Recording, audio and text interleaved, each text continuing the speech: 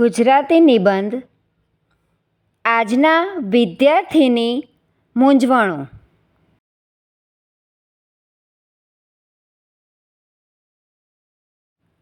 આજના વિદ્યાર્થીની મૂંઝવણો.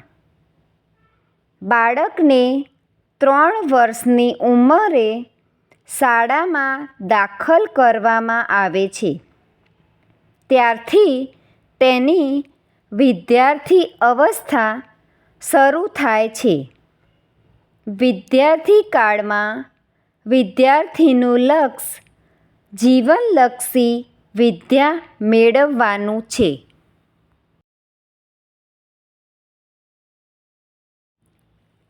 પ્રાચીન કાળમાં ઋષિ સંસ્કૃતિ પ્રચલિત હતી.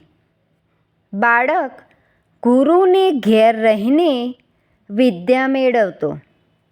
તેને વિદ્યાભ્યાસની સાથે બીજી અનેક પ્રવૃત્તિઓ કરવી પડતી. તે ગુરુપત્ની બતાવે તે કામો કરતો.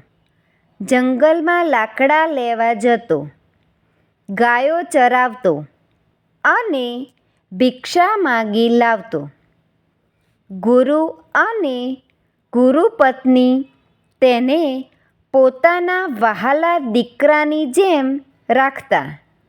આથી બાળક વિદ્યાભ્યાસની સાથે જીવનલક્ષી શિક્ષણ મેળવતો. તેને વ્યવહારુ જ્ઞાન મળતું.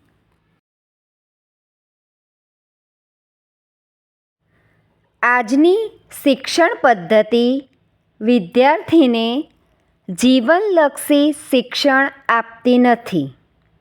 કેળવણી વગરના માત્ર પરીક્ષાલક્ષી શિક્ષણથી કોઈ અર્થ સરતો નથી.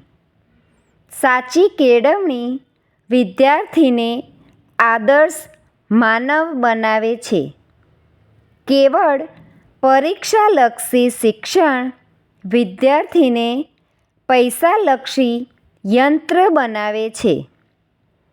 આજકાલની શિક્ષણ પદ્ધતિ એવી છે કે નાની વયથી જ વિદ્યાર્થીને માથે પુસ્તકોનો મોટો ભાર આવી પડે છે. આથી વિદ્યાર્થી ગોખણપટ્ટીમાંથી ઊંચો આવતો નથી.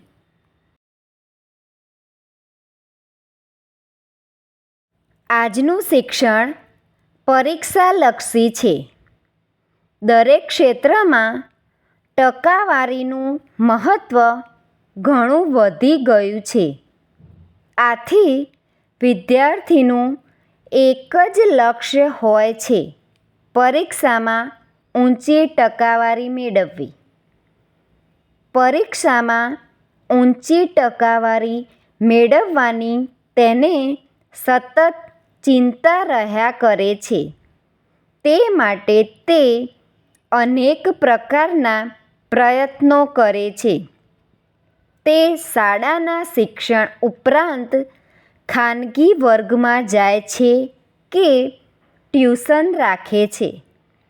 આથી જે મા-બાપની આર્થિક સ્થિતિ સારી નથી હોતી તે મૂંઝવણમાં મુકાઈ જાય છે.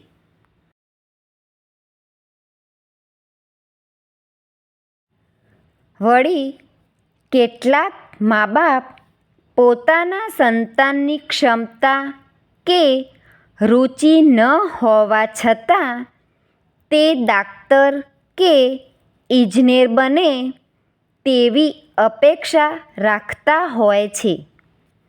આથી વિદ્યાર્થી લાચાર બની જાય છે. તે સતત મૂંઝવણ અનુભવે છે. તે કોઈને કશું કહી શકતો નથી કે સહી શકતો નથી. આથી તે પરીક્ષામાં ઊંચી ટકાવારી મેળવવા માટે પેપરો ફોડવાથી માંડીને પરીક્ષામાં ચોરી કરવા સુધીના ઉપાયો અજમાવે છે. આમ છતાં ઊંચી ટકાવારી ન આવે કે તે નાપાસ થાય ત્યારે કેટલીક વાર આપઘાત પણ કરે છે.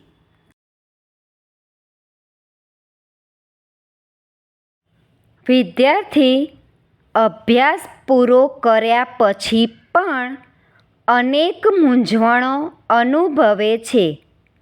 તે હાથમાં પ્રમાણપત્રોની ફાઇલ લઈને નોકરી મેળવવા માટે અનેક સ્થળે ફર્યા કરે છે.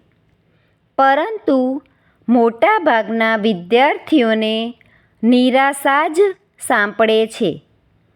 ઊંચી ટકાવારી મેળવેલી હોવા છતાં તેને ક્યાંય નોકરી મળતી નથી. તેને સર્વત્ર લાગવગ, લાંચ-રૂશ્વત અને ભ્રષ્ટાચારનો જ અનુભવ થાય છે.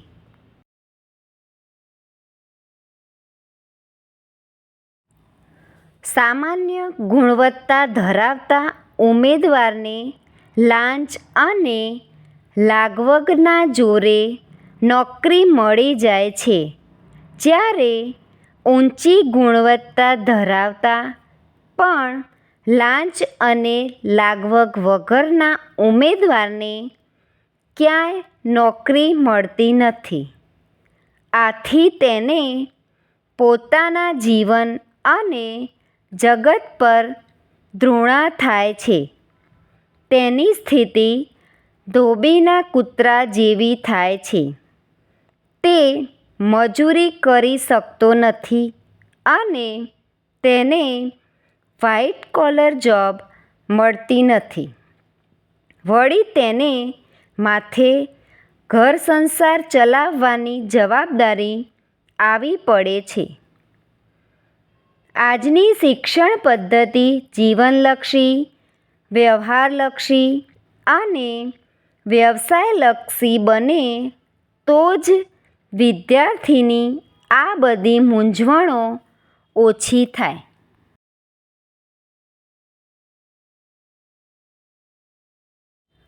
Thank you friends. Please like, share and subscribe.